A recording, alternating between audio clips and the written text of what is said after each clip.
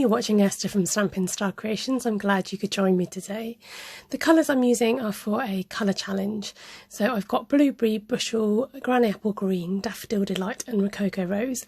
I'm just squeezing the pad so this kind of gives you a palette on the lid, and just using that medium daisy punch to cut out some daisies.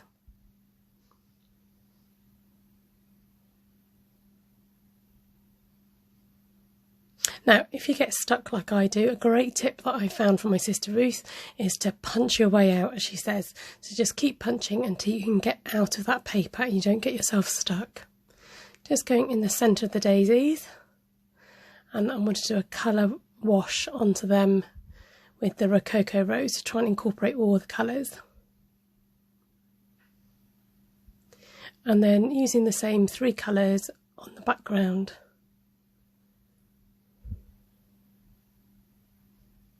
This is on Shimmery White cardstock, so this takes the water quite well.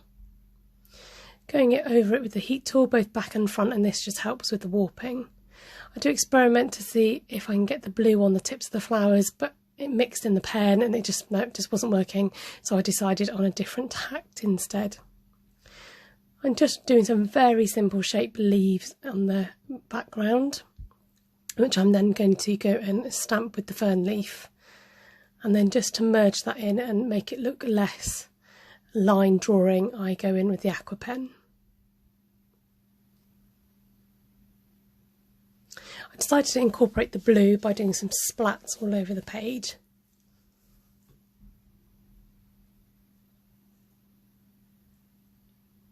Using the large daisy punch and trying to again incorporate that blue, I put the blue on the tips of the daisy with my Aqua Pen. And just curling it round with the bone folder.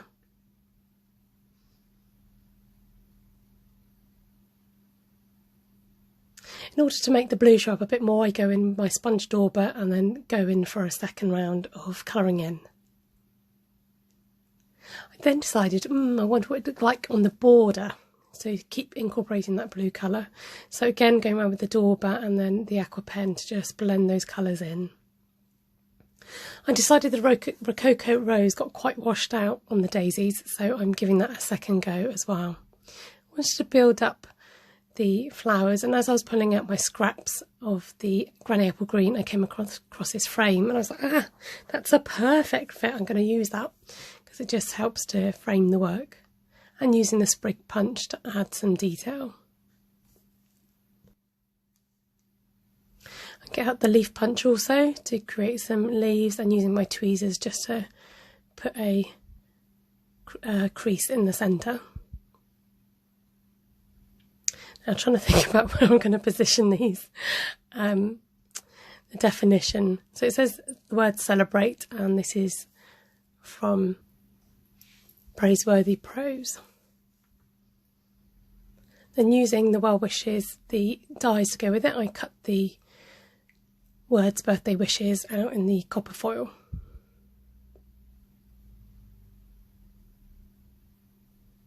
And start assembling all the bits and pieces using the multi-purpose liquid glue.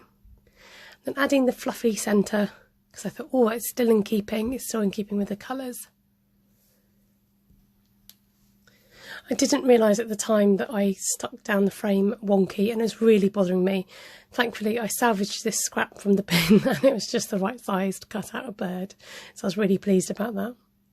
And then I also decided to add a bit more detail with the flowers so that the bird didn't look so lonely.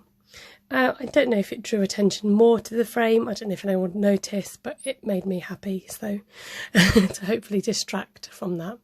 So thank you so much for watching. I hope you've enjoyed this bright cheery card, and head over to Facebook and you can find the Stampin' Up Colour Challenge Facebook page. Do subscribe and give me a comment about this video. Take care, have a good day.